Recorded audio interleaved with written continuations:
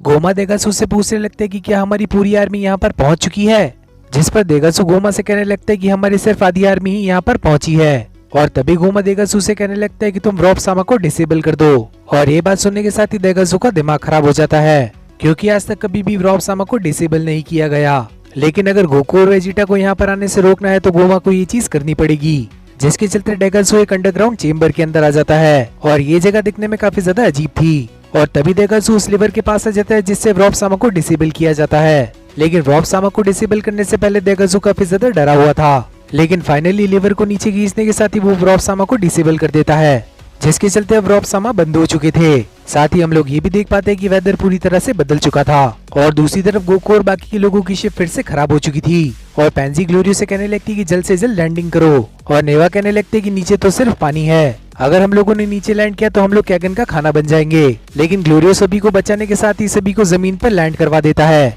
लेकिन इन लोगों की लैंडिंग बिल्कुल भी स्मूथ नहीं थी। पैंजी सभी से कहने लगती कि तुम लोग बाहर निकल जाओ, क्योंकि मैं इस शिप को सही करने वाली हूँ।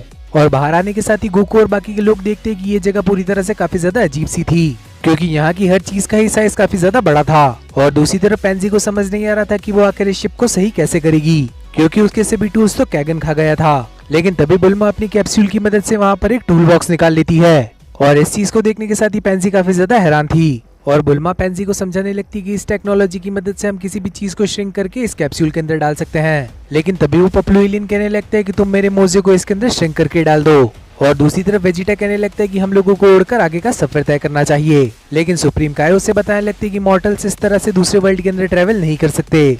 और दूसरी तरफ नेवा को काफी ज्यादा डर लग रहा था, और वो सभी से कहने लगती है कि हम लोगों को जल्द से जल्द यहाँ से निकलना चाहिए, क्योंकि हम है प्लेनेट ऑफ इमेका पर। और सुप्रीम काय बताने लगती है कि इस प्लेनेट पर तो जायंट्स रहते हैं, साथ ही डीमन वर्ल्ड के अंदर ये सबसे ज्यादा खतरनाक प्लेनेट है। और नेवा बताने लगती है कि गोमा और उसकी आर्मी भी यहाँ पर नहीं आ सकती, क्योंकि इन लोगों पर ऐसे ही कोई भी कब्जा नहीं कर सकता। लेकिन गोकू कहने लगता है कि हम लोगों को इतनी ज्यादा चिंता नहीं करनी चाहिए। और दूसरी तरफ पैंजी उस पपलू एलियन से कहने लगती है कि तुम वैसे भी कुछ नहीं कर रहे हो, तो एक काम करो, तुम मेरा स्टूल बन जाओ।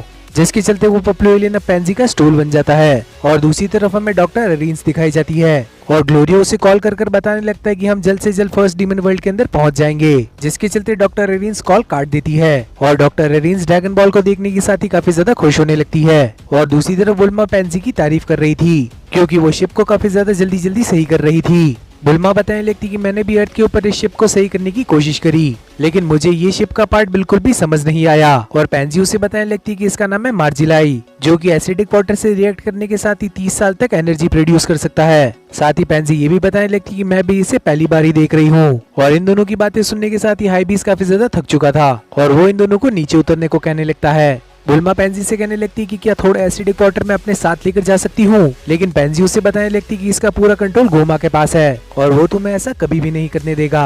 लेकिन साथ ही पैंजी बुल्मा से कहने लगती है, जब हम लोग घर पर जाएंगे तो मैं अपने डैड को थोड़ा सा वाटर चुराने को कह दूंगी, और फिर वो तुम अपने घर लेकर चली जाना। और पैंजी की ये बात सुनने के साथ ही बुल्मा को भी काफी ज्यादा अजीब लग रहा था। और दूसरी तरफ गोकू को फिर से काफी ज्यादा भूख लग चुकी थी, जिस वजह से वो इस प्लेनेट की फ्रूट्स खाने लगता है। लेकिन तभी एक बड़ा सा चूहा गोकू के ऊपर अटैक कर देता है। और गोकू उस चूहे को देखने के साथ ही काफी ज्यादा हैरान था, क्योंकि गोकू ने आज तक इतना बड़ा चूहा कभी नहीं देखा था। और गोकू भी उससे डरते हुए भागने लगता है। लेकिन वेजिटा गोकू से कहने लगता है कि कैकारोट उसे जल्द से जल्द खत्म कर दो। लेकिन गोकू वेजिटा से कहने लगता है कि मैं एक जानवर को मारकर क्रूएलिटी नहीं करना चाहता। लेकिन वेजिटा तो किसी पर भी रहम करने वाला नहीं था।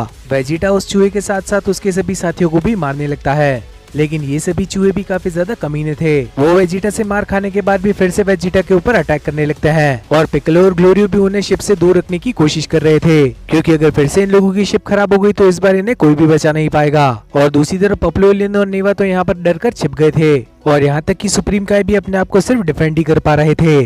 लेकिन तभी वहाँ पर किसी के कदमों की आवाज आने लगती है, और वो आवाज सुनने के साथ ही वो सभी चूहे वहाँ से भाग जाते हैं। और तभी पिकलो कहने लगता है कि हम लोगों को जरा सा चेक कर आना चाहिए, जिसके चलते पिकलो गोकू और वेजिटा आगे चेक करने जाते हैं। और आगे जाने पर उन लोगों को मालूम चलता है कि वहाँ पर तो एक काफी बड़ा जायंट था। और नेवा इन सभी लोगों को बताने लगती है कि ये एक मेगा चाइल्ड है, और ये बड़ा सा राक्षस अभी तक सिर्फ एक बच्चा ही है। और गोकू और वेजिटा भी ये जानने के साथ ही काफी ज्यादा हैरान थे, क्योंकि उन्हें यकीन नहीं हो रहा था कि आखिर एक बच्चा इतना ज्यादा बड़ा कैसे हो सकता है। और नेवा इन सभी से कहने लगती है कि जरा उसके बैग को देखो।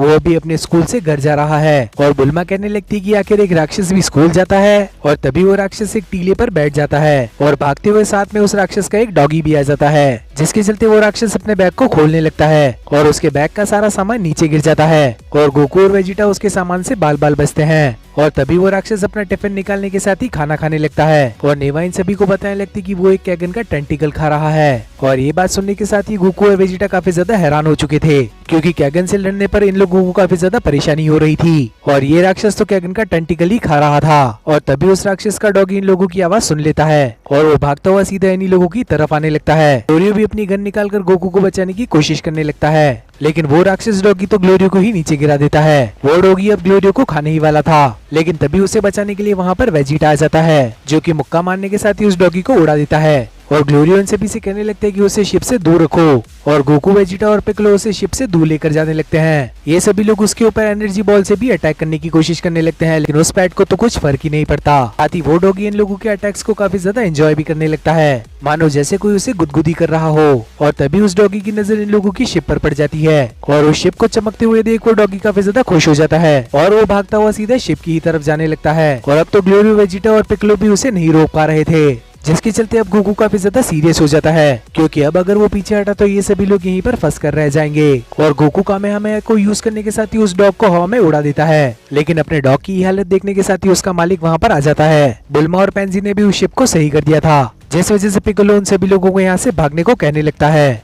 लेकिन अब तक वो राक्षस बच्चा इन लोगों को देख चुका था, जिस वजह से वो इन लोगों के ऊपर पेड़ फेंकने लगता है।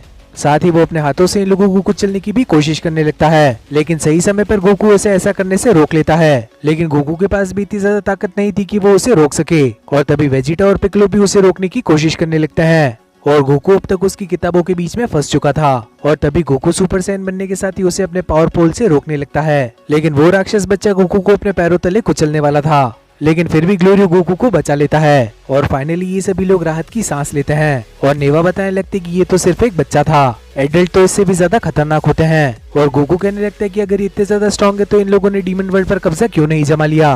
और सुप्रीम काय बताने लगते कि ये चीज इन लोगों का गोल नहीं है। और तभी वेजिटा नेवा से कहने लगता है कि तुमने कहा था कि ये दूसरा सबसे ज्यादा खतरनाक प्लेनेट है, तो आखिर नंबर 1 पर सबसे ज्यादा खतरनाक प्लेनेट कौन सा है। और नेवा कहने लगता है कि वो है प्लेनेट गीगा और वहाँ पर रहने वाले मॉन्स्टर्स इन लोगों से भी ज्यादा बड़े हैं। किसी को भी ये जगह बिल्कुल भी पसंद नहीं आई थी, लेकिन सिर्फ गोकू ही ऐसा था जिसे ये जगह काफी ज्यादा अच्छी लगी थी। और शाम होने के साथ ही यहाँ के फायरफ्लाइज बाहर आ चुके थे, जिस वजह से ये प्लेनेट काफी ज्यादा सुंदर लग रहा था। और इसी चीज के चलते ये एपिसोड यहीं पर खत्म हो जाता है। तो आखिर आप लोगों को ये एपिसोड कैसा लगा ये कमेंट सेक्शन में बताना मत भूलना। साथ ही इस वीडियो को लाइक करने के साथ ही चैनल को भी सब्सक्राइब कर लेना और आखिर में नोटिफिकेशन बेल को ऑन करना मत भूलना, ताकि फ्यूचर में आने वाली वीडियोस की नोटिफिकेशन आप लोगों से मिस ना हो।